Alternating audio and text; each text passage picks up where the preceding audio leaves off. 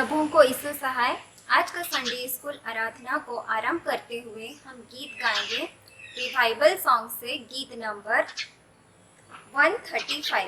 इसका बोली है, प्रभु का धन्यवाद करूंगा, उसकी संगति में सदा रहूंगा, साथ चलूंगा मैं, जय जरूर पाऊंगा, प्रभु का धन्यवाद करूंगा।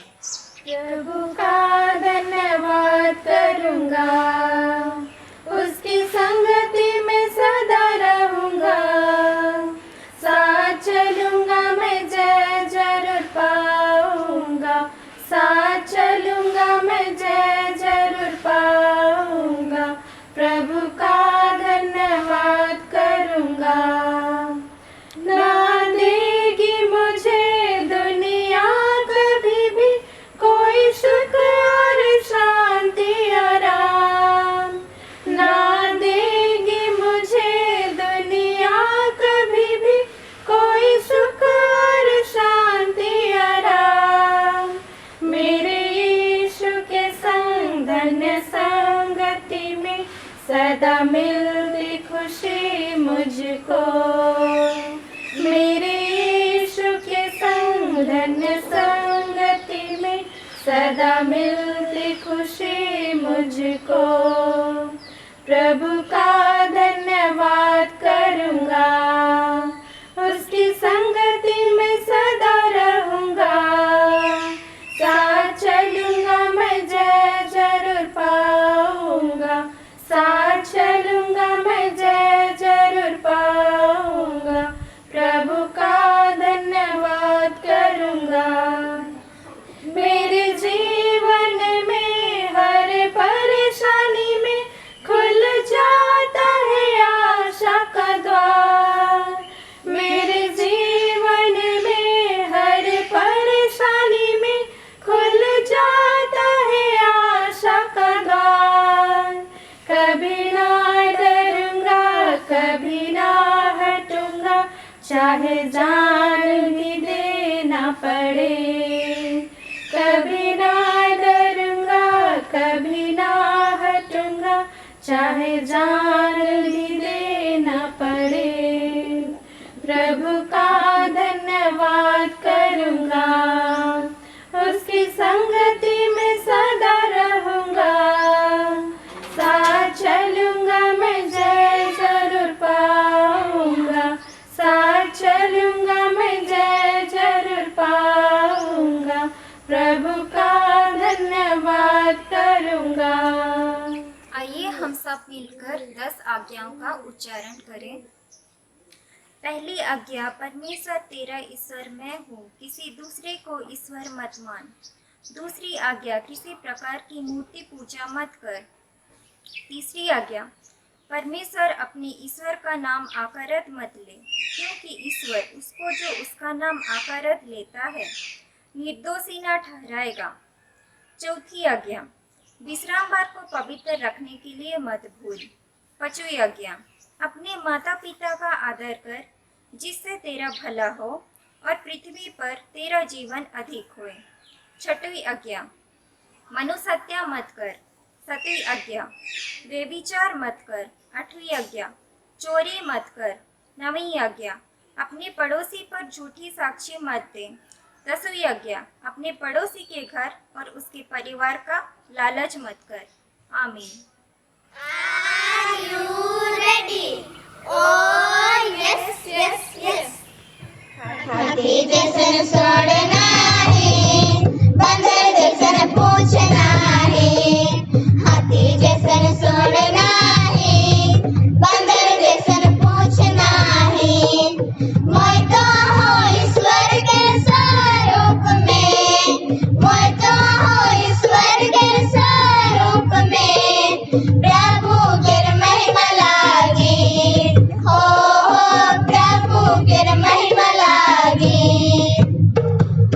चले जैसन पंख नाही, उल्लू जैसन आँख नाही।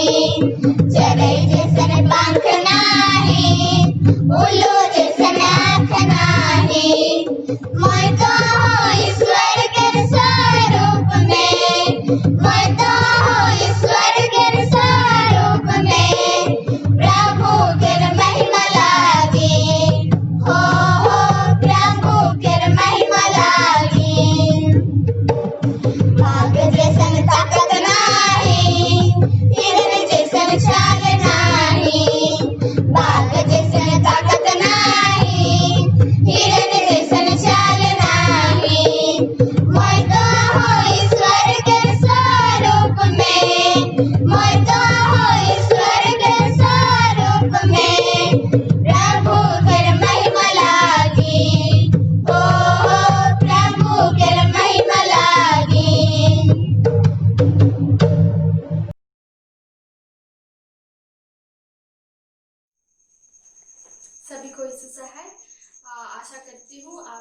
भले चंगे होंगे और आपकी प्रेम और आपकी प्रार्थना से मैं भी भले चंगी हूँ। और आज आपके सामने मैं ये क्लास लेके आ रही हूँ। तो पिछले क्लास में हमने देखा था दूसरी प्रचार यात्रा के बारे में, पौलुस की दूसरी प्रचार यात्रा के बारे में हमने जाना कि वो कहाँ से अपनी यात्रा को शुरू करके कहाँ तक अपनी यात्रा को अंत करता है। तो हमने पूरी टाइमलाइन, समय काल और किस किस जगह गया था वो सब कुछ हमने मैप के थ्रू से भी हमने लास्ट क्लास में देखा है। अगर आप भी मिस कर गए होंगे तो आप नीचे दिए गए जो लिंक है उसमें आप क्लिक करके देख सकते हैं। तो आज हम 3 चीज़ों के बारे में जानेंगे।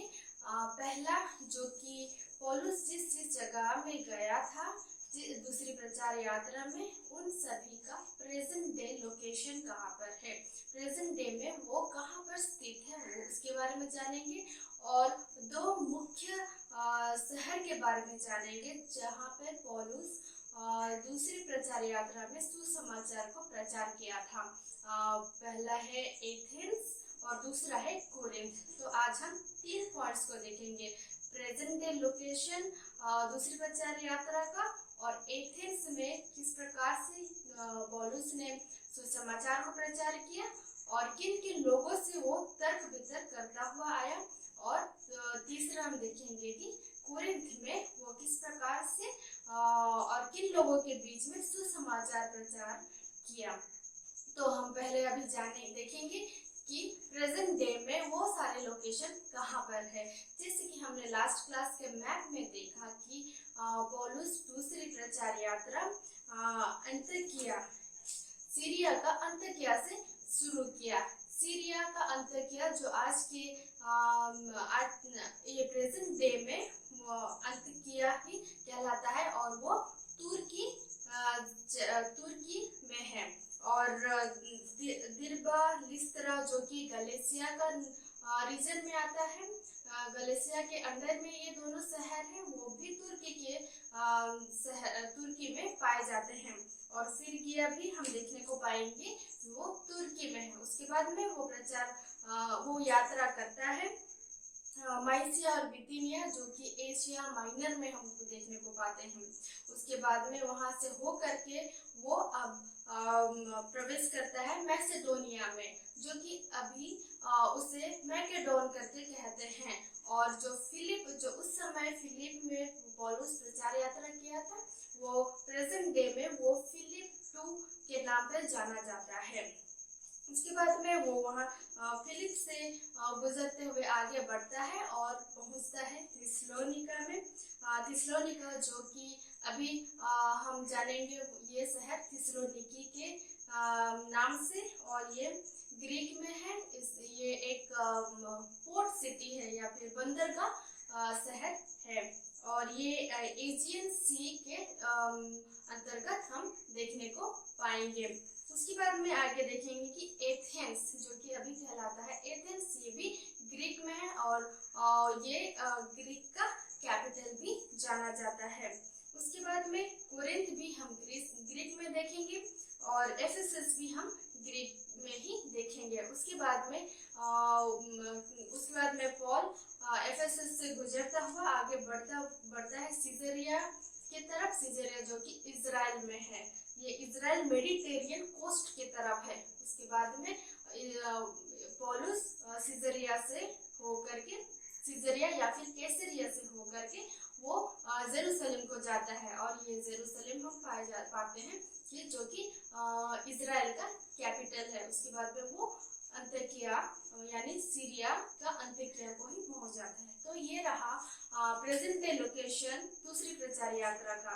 तो अब हम जानेंगे एथेंस के बारे में, जो कि पौलुस क्यों चुना एथेंस में जाकर सुसमाचार प्रचार करने के लिए। तो हम अब ये शहर जो कि एथेंस है उसके बारे में हम कुछ जानेंगे।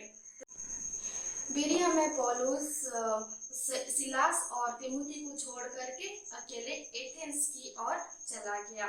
तो हम अभी जानेंगे कि पौलुस एथेंस को ही क्यों चुना और एथेंस में ही क्यों सुसमाचार प्रचार करने को गया। तो हम जैसे कि जानते हैं कि एथेंस अभी ग्रीक का कैपिटल है, ग्रीक का राजधानी है। उसी तरह से उस समय भी एथेंस या एथने ग्रीक का कैपिटल था, ग्रीक का राजधानी था। और यह इसलिए बहुत सारे लोग वहाँ पे आते थे व्यवसाय करने के लिए, बिजनेस करने के लिए। वो एक ट्रेडिंग सेंटर भी था, वहाँ पे लोग आते थे कुछ खरीदने के लिए भी, कुछ बेचने के लिए भी। तो इस प्रकार से बहुत सारे लोग उस जगह पर आते थे।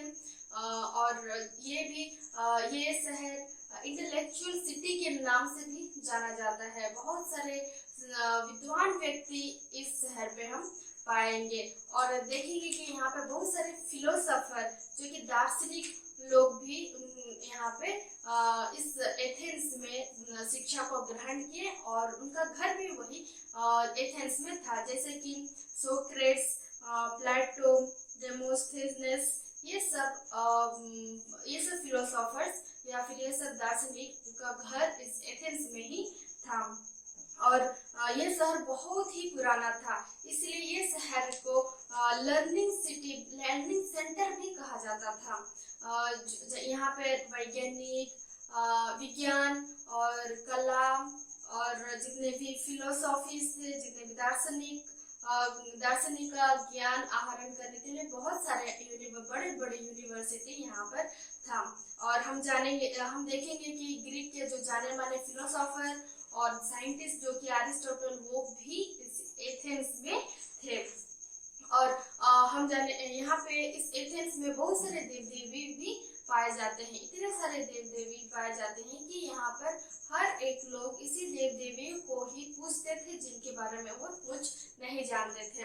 तो इस एथेंस में दो प्रकार के डिनोमिनेटिंग फिलोसॉफीज थे, जो कि एक थे एपिक्यूरियन और एक थे स्टोइज्म, जिसे हम हिंदी में कहते हैं एपिक्यूरी और स्टोइकी। तो अब हम जानेंगे कि ये दो प्रकार के जो डिनोमिनेटिंग फिलोसोफर्स हैं, ये किस प्रकार, ये इनका विश्वास क्या था। तो एपिक्यूरियन या फिर एपिक्यूरी ये किस पर विश्वास करते थे, ये हर एक चीज जो कि इत्तेफाक से होता है या फिर हर एक चीज संयोग से होता है बोल करके विश्वास करते हैं। और ये विश्वास करते हैं कि मृत्यु ही इनका हर एक चीज का अंत है। तो मृत्यु अगर किसी की हो जाती है तो वो चीज उनके जीवन का और हर चीजों का अंत कहलाता है। और ये विश्वास करते हैं कि परमेश्वर इसी धरती में रह के सबको रिमोट करता है और उसे किसी प्रकार की चिंता नहीं है। वो ये समझते हैं कि आनंद ही सबसे बड़ा और सबसे आखिरी जो मुख्य लक्ष्य है उनका जीवन का। उसके बाद में आइए जानेंगे स्टोइकी के बारे में या फिर स्टोइज्म के बारे में। तो ये किस प्रकार के लोग थे। ये लोग वे थे जो विश्वास करते हैं कि सब कुछ परमेश्वर है और परमेश्वर आत्मा है और आत्मा ही जो कि एक मनुष्य शरीर को जीवन देता है और मृत्यु के बाद में ये आत्मा परमेश्वर के पास लौट चला जाता है, वापस चला जाता है। तो इसी प्रकार से जो चक्र रहता है जीवन और मृत्यु का, उसी प्रकार से जीवन का चक्र चलता है। इस प्रकार से वे लोग विश्वास करते हैं और ये विश्वास करते हैं कि हर एक चीज परमेश्वर की इच्छा के अनुसार होती है।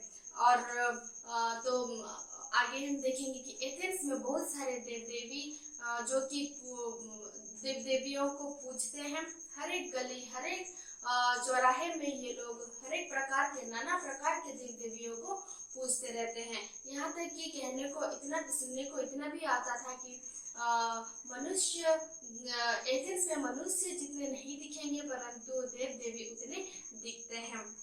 तो इसी प्रकार से हम देखें कि एथेंस किस प्रकार से पूरी तरह से पाप में डूबा हुआ था, नाना प्रकार के देव देवी में विश्वास करता था और अलग अलग प्रकार के विश्वास को वे लोग अपनाए थे।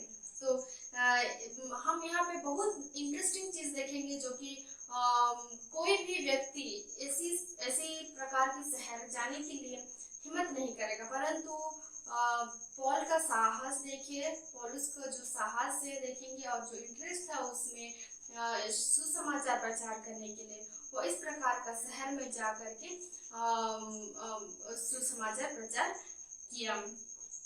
फिर सबसे पहले पॉल जब भी अपने दूसरे शहर जाता था, वो सबसे पहले वो जो आराधनालयों में यहूदियों के बीच में प्रचार करता था। उसी प्रकार से पौलुस भी एथेंस में जब आया तब ये आराधनालय में जा करके प्रचार किया यहूदियों लोगों के बीच में। तो ये जो यहूदी लोग थे और कई भी सारे लोग आराधनालय में थे, जैसे कि अन्य जाति के धार्मिक लोग भी उनके भी बीच में पौलुस प्रचार को किया। तो एक जगह थी अंगोरा नाम का, ये एक व्यवसायिक जगह है। यहाँ पे लोग आते हैं अपने चीजों को बेचने के लिए या फिर खरीदने के लिए, और साथ ही यहाँ पे ये एक ऐसी जगह था जहाँ पे लोग एक जगह में एकजुट होकर के किसी प्रकार का डिसीजंस लेते थे। यहाँ पे गवर्नमेंट डिसीजन लिया जाता था। यहाँ पे एक असेंबली टाइप का मीटिंग भी हुआ करता था। तो ये अंगोरा में देखा कि बहुत प्रकार के लोग यहाँ पे जमा होते हैं, असेंबलीज होते हैं।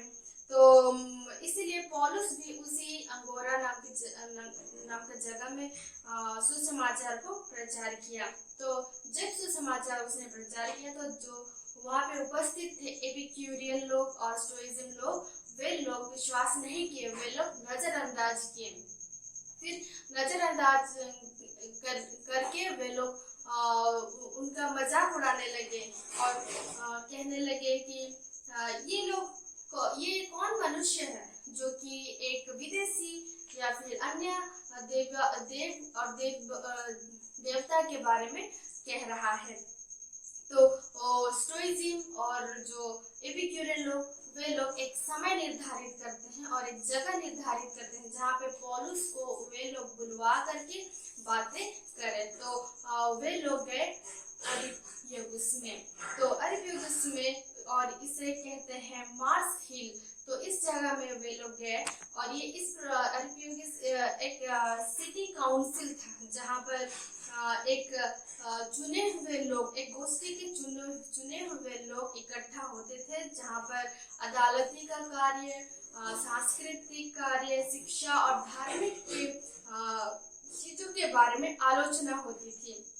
तो पौलुस और स्टोइज्म लोग और जितने एपिक्यूरियन लोग वहाँ पे पौलुस को ले गए और अरिप्पगुस में सब कोई बैठे और पौलुस को सुनने लगे।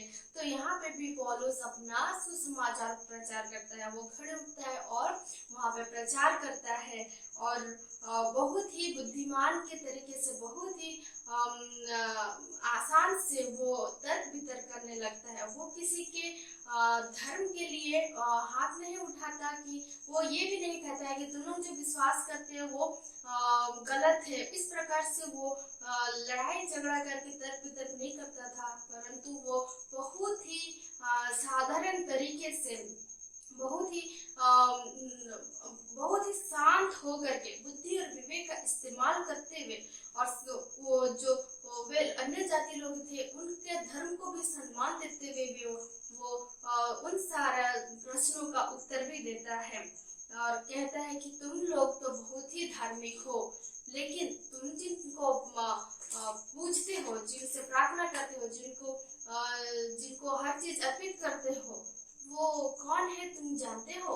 और उसके बारे में क्या तुम जानते हो? जिन देव देवी को तुम पूजते हो, इस प्रकार का प्रश्न वो उनके सामने रखता है। उसके बाद में वो जो मुख्य जो मेन थीम रहता है, मुख्य चीज जो उसे प्रचार करना है, उससे वो उनके सामने रखता है। पौलुस बहुत ही सीधे तरीके से, बहुत सरलता से, जैसे कि वे लोग उसकी बातों को समझे, उसी प्रकार से परमेश्वर एक जीवित ईश्वर है इसके बारे में सारी बातों को बताता है और जो सुसमाचार के बारे में बताता है, जिससे कि वे मन फिराने सके और न्याय के दिन में वे खड़े होने को पाए। और वो ये भी प्रचार करता है यीशु मसीह के बारे में, उसके पुनरुत्थान के बारे में, और पुनरुत्थान ही हमारा जीवन है। इसी प्रकार यही सब वो बहुत सरल तरीके से बहुत ही आसान तरीके से उनको समझाता है। तो कई लोग जो कि एपिफिस में मौजूद थे, कई लोग उस पर विश्वास किए और कई लोग उसका ठट्टा, उसका मजाक उड़ाने लगे।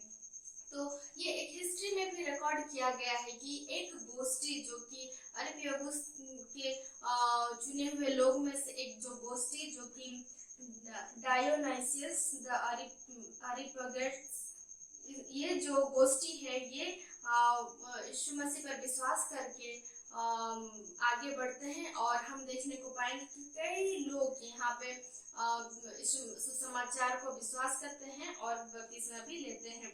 तो हमने देखा कि ये एक इंटेलेक्चुअल सिटी था जहाँ पे बहुत सारे बुद्धिमान व्यक्ति थे। उनके बीच में पौलुस किस प्रकार से तर्क वितर्क करके वो सुसमाचार को प्रचार किया। उसके बाद में देखेंगे दूसरा जो कि कुरिन्थ शहर के बारे में हम जानेंगे।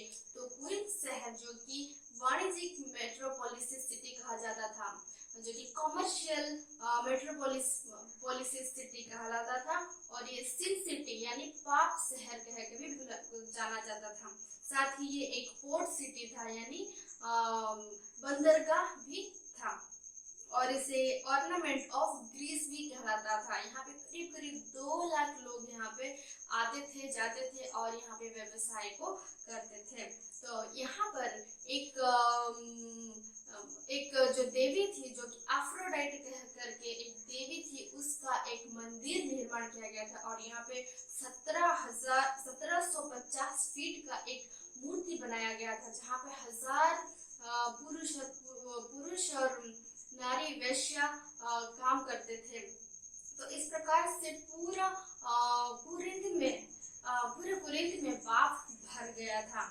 और हम इस शहर में देखेंगे कि पौलुस एक्विला प्रिस्किला से भी मिलता था। एक्विला प्रिस्किला जो कि एक यहूदी लोग थे और वे रोम से आए थे। जब रोम में क्लॉडियस ने कुछ घटना की वजह से इन दोनों को वहां से विताड़ित किया और ये लोग इस कुरिन्थ शहर में आए और पौलुस से मिले। तो एक्विला प्रिस्किला और पौलुस तीनों ने एक काम को शुरू किया, टेंट मेकर का काम को शुरू किया यानी तंबू गाड़ने का काम को शुरू किया, और इसी तरह से वे अपने जीविका को भी निर्वाहन करते हैं। उसके बाद में जैसे कि पौलुस हर जगह जाता था और आराधनालय में प्रचार करता था, उसी प्रकार से कुरिन्थ में भी पौलुस आराधनालय में यहूदियों के बीच में जाकर प्रचार का कार्य को किया। तो जितने यहूदी लोग वे लोग विश्वास नहीं किए, वे लोग अंगीकार नहीं किए, अस्वीकार किए, तब वो पौलुस जो आराधनालय के बाहर में जितने अन्य जाति के लोग थे उनके बीच में प्रचार करने को गया। और हम देखने को पाते हैं बहुत अच्छा फल इस कुरिन्थ नगर से हम निकलता है। जैसे कि जस्टस जो कि आराधनालय के सामने में ही, आराधना के बगल में ही उसका घर था, वो यीशु मसीह को स्वीकार करता था। उसी तरह से क्रिप्सस जो कि मुख्य था उस आराधनालय का, साथ ही गायस जो कि स्टीफनस का घर का काम करता था, सोसेथेंस और ये भी मुख्य था आराधनालय का, इरास्टस जो कि खजांची था उस शहर का। ये कई सारे लोग हम देखने को पाते हैं जो लोग यीशु मसीह को विश्वास करके यीशु मसीह पर विश्वास किया और बपतिस्मा लिया। और ऐसे भी लोग हमने बहुत सारे देखे जो कि कुरिन्थ में जो लोग नीचे जाति के लोग थे, जो लोग पाप भरा जीवन था जिनका जीवन, वे लोग उद्धार को पाए, यीशु मसीह पर विश्वास करके वे लोग बपतिस्मा लिए। और हम देखने को पाएंगे कि यही कुरिन्थ शहर में ही पौलुस ने पहला थिस्सलुनी और दूसरा थिस्सलुनी को लिखा। फिर कुरिन्थ में वो 18 महीना रहा। तो उस दौरान जितने कुरिन्थ के आसपास के जितने भी जगह थे उन सारे जगह में पौलुस जाके सुसमाचार को प्रचार किया।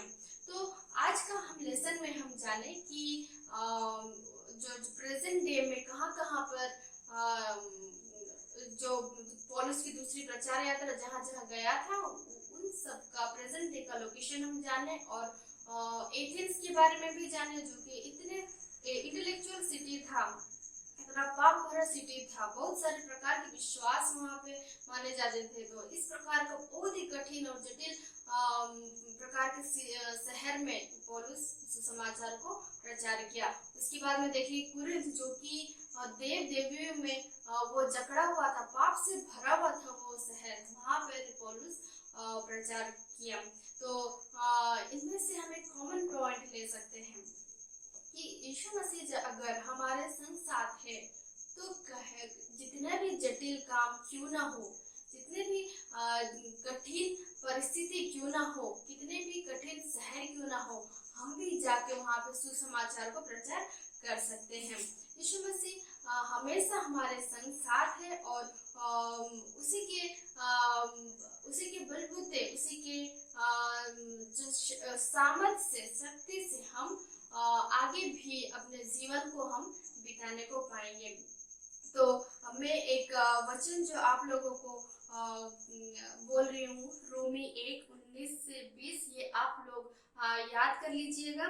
जैसे कि लिखा है, इसलिए कि परमेश्वर के विषय का ज्ञान उनके मनों में प्रकट है, क्योंकि परमेश्वर ने उन पर प्रकट की है, क्योंकि उसके अनदेखे गुण अर्थात उसकी सनातन सामर्थ और परमेश्वर तो जगत की सृष्टि के समय से उनके कामों के द्वारा देखने में आते हैं, यहाँ तक कि वे निरुत्तर हैं।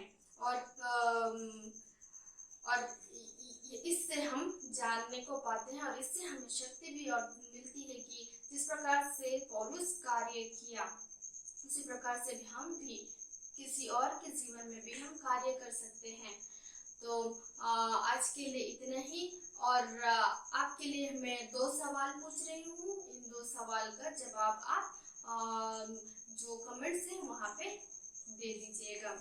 पहला, अरिप्पगुस क्या है, और दूसरा, कुरिन्थ में पौलुस क्या काम कर रहा था अपने जीविका के लिए। पहला है अरिप्पगुस क्या है, और दूसरा है कुरिन्थ में पौलुस अपने जीविका के लिए क्या काम कर रहा था। तो इसी के साथ में हम अपने क्लास को अंत करते हैं। आप सबों को धन्यवाद कि आपने बहुत ही दिल से मेरी इस क्लास को सुना। Thank you. हम प्रार्थना करें। हे करुणामय दयालु पिता परमेश्वर, हम तेरे निकट आते हैं, तुझे धन्यवाद देते हैं हर एक बातों के लिए। धन्यवाद देते हैं कि तूने हमें सुरक्षित रखा, आज के सुंदर दिन को देखने पाए हैं। हाँ प्रभु जी, हम पुनः संडे स्कूल के माध्यम से एक्शन सॉन्ग और तेरी सुंदर कहानियों को सुनने और सीखने पाए हैं। हमारे हर कलीसिया के, हर मंडली के भाई बहन जो तेरे वचन को सुनाने पाए हैं, तेरे ही अगुवाई द्वारा होने पाया है, उन सभी भाई बहनों को तेरे हाथ में सौंपते हैं। तो उन्हें अगुवाई कर सामर्थ्य दे, ताकि वह हमें हर अच्छी वचनों को सुनाने पाए और सिखाने पाए। इसमें तू सहायता कर। दूर दराज के लोग तेरे वचनों को सुनने पाए और तेरी महिमा और स्तुति करने पाए।